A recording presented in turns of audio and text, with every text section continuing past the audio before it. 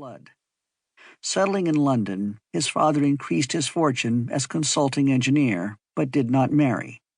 To the short, vehement episode he had given of his very best, he remained true to his gorgeous memory and his sin.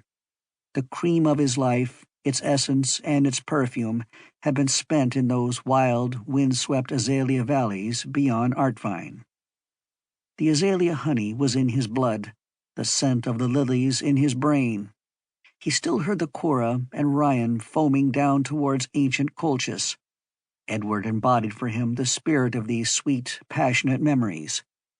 He loved the boy, he cherished, and he spoilt him.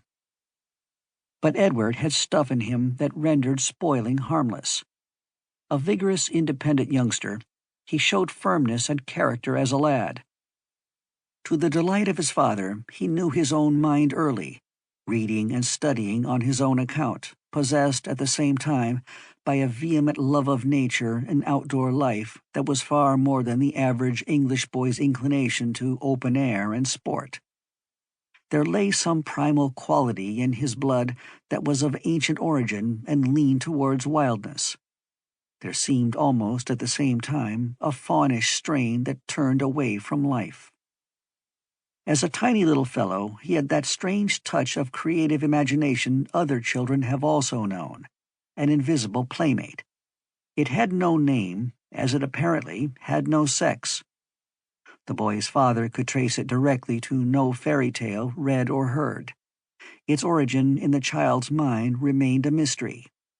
Yet its characteristics were unusual, even for such fanciful imaginings. Too full-fledged to have been created gradually by the boy's loneliness, it seemed half goblin and half nature spirit. It replaced, at any rate, the little brothers and sisters who were not there, and the father, led by his conscience possibly to divine or half-divine its origin, met the pretense with sympathetic encouragement. It came usually with the wind, moreover, and went with the wind, and wind accordingly excited the child. "Listen, father," he would exclaim when no air was moving anywhere and the day was still as death. Then, plop, so there you are, as though it had dropped through empty space and landed at his feet. "It came from a tremendous height," the child explained. "The wind's up there, you see, today." Which struck the parent's mind as odd, because it proved later true. An upper wind, far in the higher strata of air, came down an hour or so afterwards and blew into a storm. Fire and flowers, too, were connected with this invisible playmate. "He'll make it burn, father," the child said convincingly when the chimney smoked and the coals refused to catch, and then became very busy with his friend in the grate and about the hearth, just as though he helped and superintended what was being invisibly accomplished. "It's burning better, anyhow," agreed the father, astonished in spite of himself, as the coals began to glow and spurt their gassy flames. "Well done. I am very much obliged to you and your little friend."